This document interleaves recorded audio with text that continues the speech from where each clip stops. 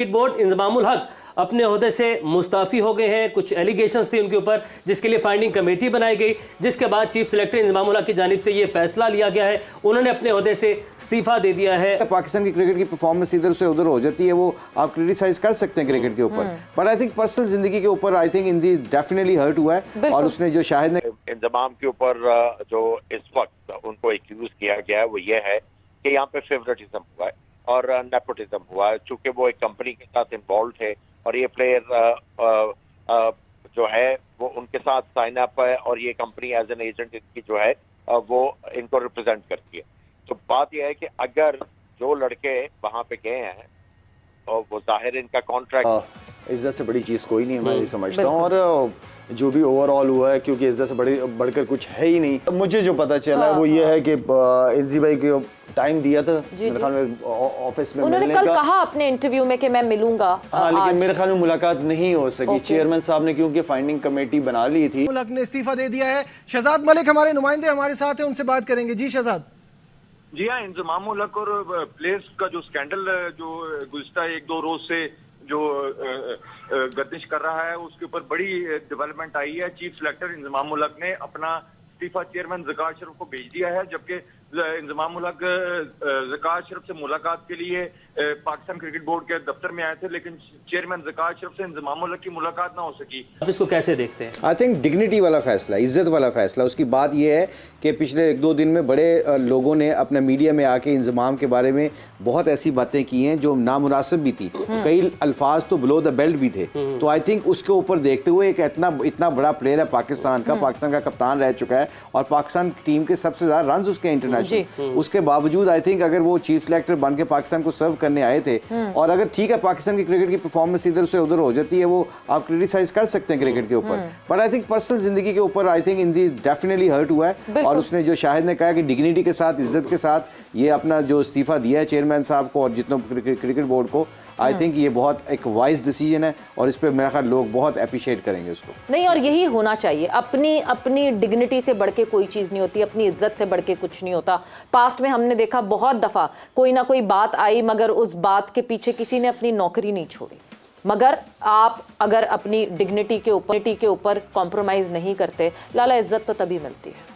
देखें इज्जत, देखें बात यह है कि इंसान के पास इज्जत से बड़ी चीज़ कोई नहीं है, मैं ये समझता हूँ। और जो भी ओवरऑल हुआ है, क्योंकि इज्जत से बढ़कर कुछ है ही नहीं। और मेरे ख्याल में इंजी भाई ने, अगर इंजी भाई की बात यहाँ पे हम कर रहे हैं, तो सारी ज़िंदगी उस बंदे ने इज्जत ही कमाई है अल्हम्दुलिल्लाह, क्रिकेट से भी और ऑफ द फील्ड भी काफ़ी लोग उनकी रिस्पेक्ट, हम आज तक उनके, क्योंकि अब जूनियर्स थे, लेकिन इज्जत जो है वो सबसे पहले है। और मेरे ख्याल में ये अच्छा डिसीजन हुआ है ओवरऑल, गुड। मीडिया पर जाते मुझे भाई इससे बेहतर क्या था ये, इससे पहले अपना इस्तीफा दिया और ख़ुद को पेश कर देना, ये कितने बड़े दिल गुर्दे वाली वैसे बात होती है। आप इसको कैसे समझते हैं? हमने माजी में भी देखा है कि समटाइम ऐसा होता है कि मीडिया पर जाकर बयानात दे दिए जाते हैं, बातें की जाती हैं, इल्ज़ामात, ब्लेम गेम शुरू कर दी जाती है, लेकिन वो रास्ता छोड़कर ये रास्ता चूज़ करना कि अपना इस्तीफ़ा देना और ख़ुद को पेश कर देना अकाउंटेबिलिटी के लिए, बड़ा आदमी ऐसे ही करता है। जो थोड़ा हम बार बार इज्जत की बात करें, इज्जत इसी का नाम है ना, कि आप अपने जो आपका ओहदा है उस ओहदे को आप समझते हैं कि जो चीज़ें आपके सामने आ रही हैं, जो कंपनी की बात हो रही है, जो interest of conflict of interest की बात है, उसके बावजूद अगर आप देखा जाए तो इंजी ने सबसे बड़ा अच्छा ये वाइज डिसीजन लिया। ना उन्होंने कोई लड़ाई की, ना झगड़ा किया, ना प्रेस कॉन्फ्रेंस की। उन्होंने जाके मेरा ख्याल चेयरमैन साहब को कहा जी ये मेरा रिजाइन है, क्योंकि I don't think so I deserve if there is a problem. नहीं, चेयरमैन साहब से मुलाकात हो गई है इंजमामुल हक की, मतलब क्योंकि जो है मुझे जो पता चला है वो ये है कि इंजी भाई को टाइम दिया था मेरे ख्याल में ऑफिस में। उन्होंने कल कहा अपने इंटरव्यू में कि मैं मिलूंगा। हाँ, लेकिन मेरे ख्याल में मुलाकात नहीं हो सकी। चेयरमैन साहब ने क्योंकि फाइंडिंग कमेटी बना ली थी, तो मेरे ख्याल में इसलिए मुझे ये फील हो रहा है कि ज़कार शरीफ साहब नहीं मिले इंजी भाई से। उनको बुला के ऑफिस एंड देन फिर वो फाइंडिंग कमेटी के ऊपर छोड़ दिया, तो मेरे ख्याल में मुलाकात हुई नहीं है। तो मे भी ये अगर रेजिग्नेशन दी है, नहीं फाइंडिंग इतनी जल्दी में फाइंडिंग कमेटी बन गई पहले, मेरे ख्याल में बना दी होगी इन्होंने, क्योंकि काफी सीरियस चीजें चल रही हैं, तो सॉर्ट आउट तो करना है ना इन इश्यूज को। फाइंडिंग कमेटी बना ली होगी मेरे ख्याल में, 4-5 लोगों की बन गई। ठीक है। और इस मौके पे जो चेयरमैन पीसीबी हैं, आप कैसे समझते हैं, अगर आज मुलाकात के लिए गए थे चीफ सेलेक्टर, तो मुलाकात होनी चाहिए थी? और बिल्कुल होनी चाहिए थी। चेयरमैन और चीफ सेलेक्टर आई मीन बिल्कुल एक पेज पे होना बहुत इंपॉर्टेंट चीज है। शायद यही वजह बन सकती है रिज़ाइन करने की, या जो फाइंडिंग कमेटी है उसकी वजह से? नहीं, ये वजह नहीं है, ये वजह नहीं है कि मुलाकात नहीं हुई तो इंजी भाई ने गुस्से में आके, ये मेरे नहीं ख्याल की वजह है। जो मुझे समझ आ रहा है, क्योंकि इंजी भाई की वही वाली बात की काफ़ी असर, उन्होंने इज्जत पूरी ज़िंदगी कमाई है माशाल्लाह से, तो उन्होंने ये देखा कि यार मेरा एक केस चल रहा है, ठीक है ना, और मैं चेयरमैन सिलेक्शन कमेटी भी बैठा हूँ। इंक्वायरी कमेटी बनी है।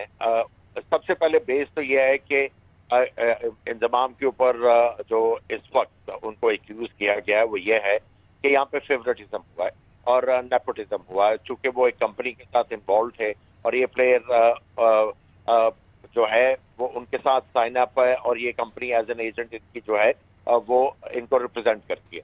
तो बात यह है कि अगर जो लड़के वहां पे गए हैं और वो जाहिर इनका कॉन्ट्रैक्ट है, तो क्वेश्चन मार्क आ गया ना कि लड़के डिजर्विंग नहीं कर रहे थे, उससे प्रेशर तो आ जाएगा। I think it's untimely. मैं इसीलिए बार बार कहता आ रहा था ये सारी चीजें जो हैं इनको पेंडिंग करें, जब वर्ल्ड कप खत्म होगा उसके बाद ये सारी चीजें करने की जरूरत है। आपको जरूर जग हसाई करवाने की जरूरत है। ऑलरेडी पाकिस्तान क्रिकेट जो है वो एक टर्मोल से गुजर रहा है इस वक्त।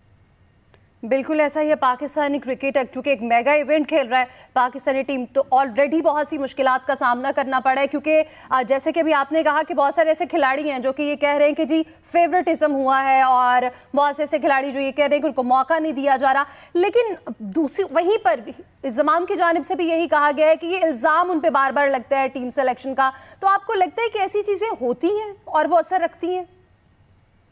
देखिए, सबसे पहले तो जो चीज़ है वो डिटरमिन करनी है कि इसमें जो सबसे इम्पोर्टेंट जो पार्टी है मेरे ख्याल में वो है मोहम्मद हफीज, जो पाकिस्तान के एक्स कैप्टन रहे हैं।